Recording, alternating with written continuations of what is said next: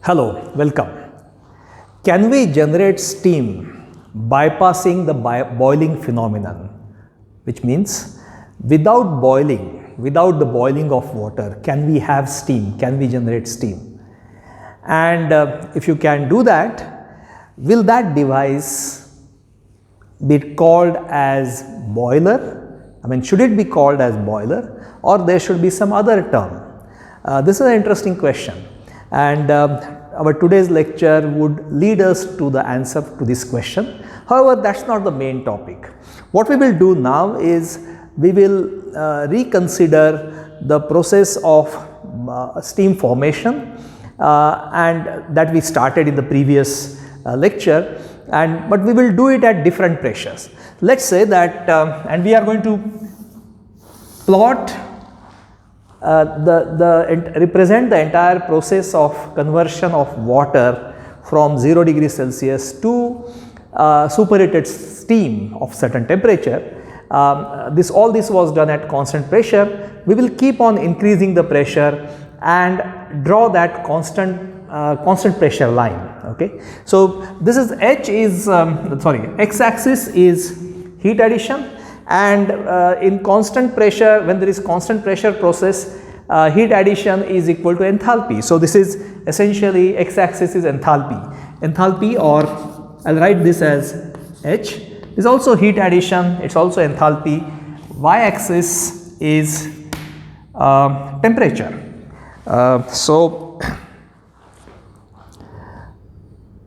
Y axis is temperature.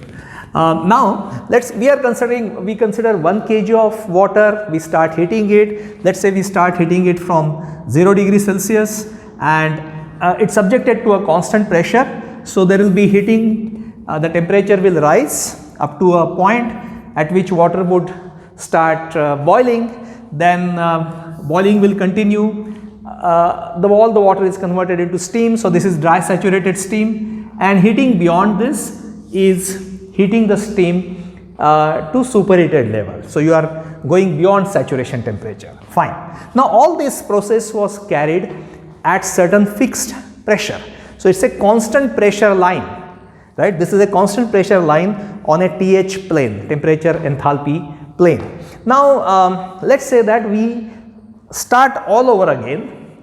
Now however, we are going to change the pressure. Let's say we increase the pressure and start this heating process. Now since pressure is increased, it's obvious that the saturation temperature will also increase, right? So here this is the saturation temperature TS1. Now when you are starting heating the water again, 1 kg of water we are heating again, the pressure is increased, and now obviously the new saturation temperature will be higher.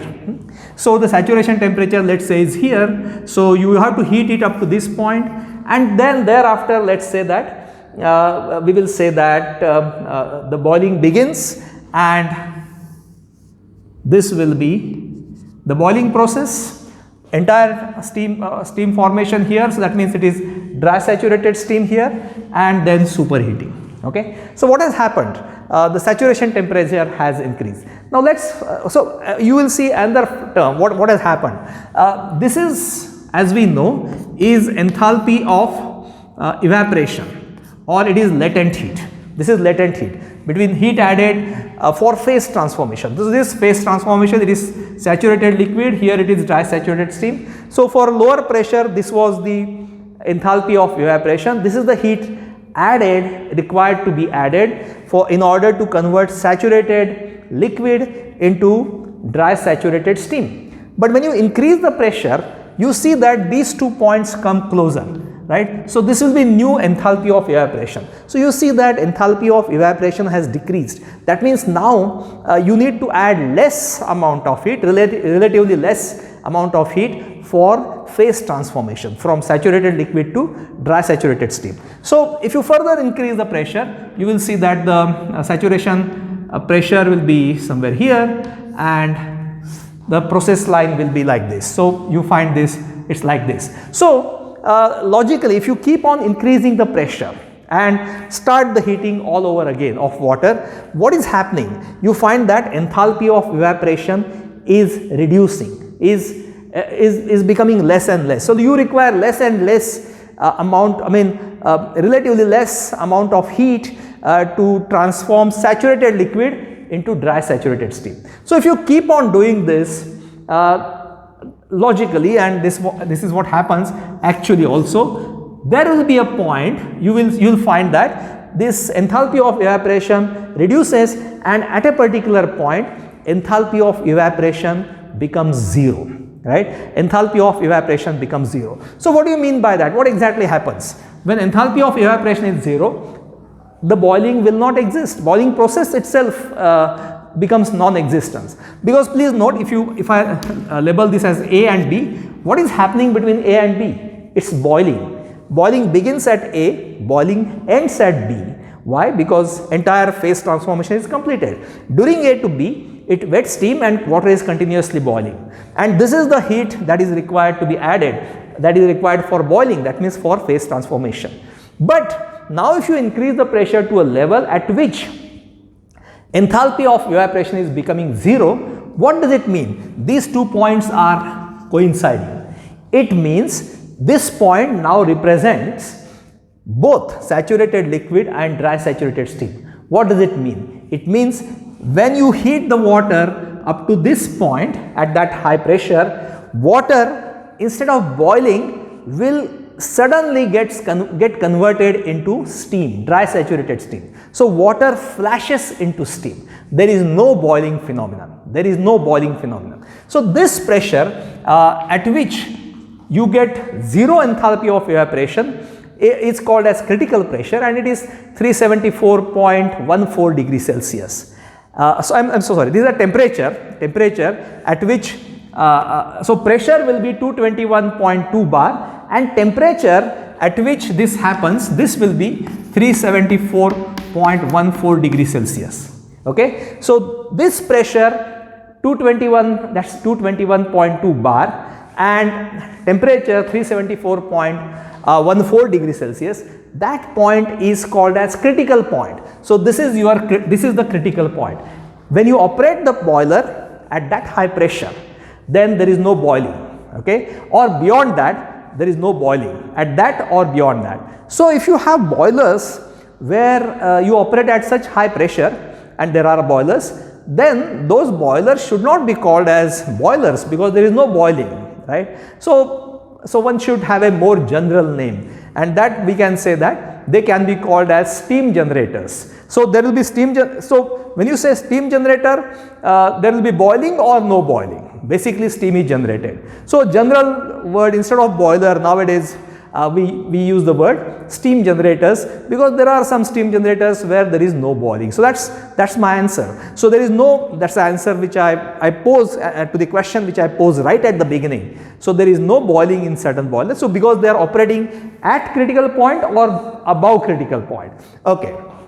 Now suppose we join all the saturated liquid conditions at different pressure, because these are all constant pressure lines, right? This is one constant pressure line, second as you increase the pressure. So if you join these points, okay, if you join these points, this portion, this entire line is joining the saturated liquid conditions, the points representing the saturated liquid condition at different pressure.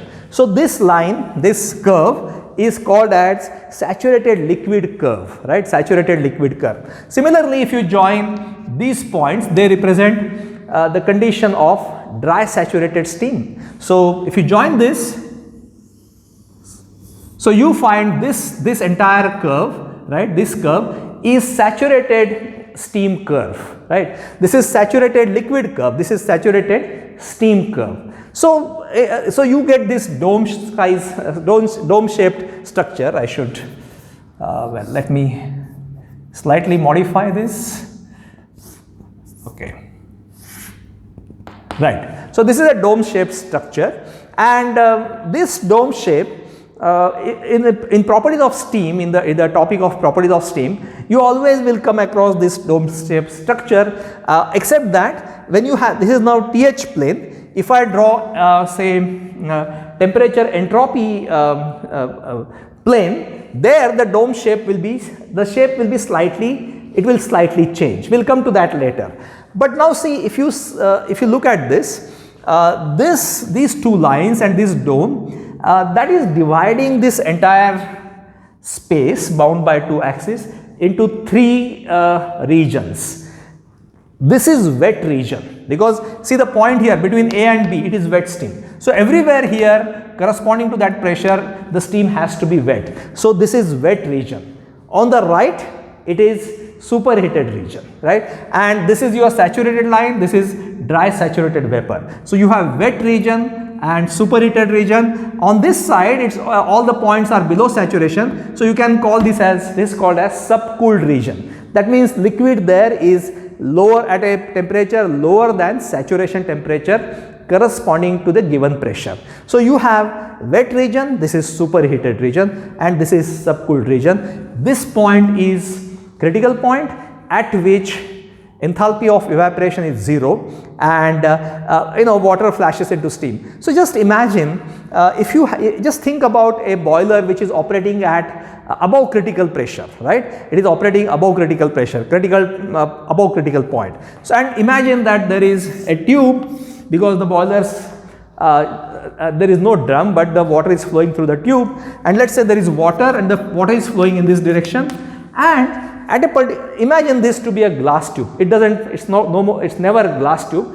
It's a thought. I'm just asking you to imagine. So if liquid is flowing, water is flowing, it's suddenly at certain point and flue gases are giving heat to it, and at a particular point, this liquid reaches 374.1 degrees Celsius. Okay. Let's say, so you are operating at a high pressure of 221 bar, the pressure of the water, and it reaches 374.1 degrees Celsius. So what happens? This liquid water will suddenly flash into steam. So you will see that here up to some point before it reaches the critical temperature, you will see liquid. Thereafter you won't see anything. Why? You won't see anything because the steam has become dry, there is no water particle, and when you have no water particles, you cannot see the steam, right? So it's completely transparent. So you will see water and then sudden everything will be vacant kind of thing, right? Empty tube, right? But actually it's steam. So water, there is no boiling, you will not see any boiling, no bubble formation, nothing. Water just transforms, it flashes into steam. Thank you.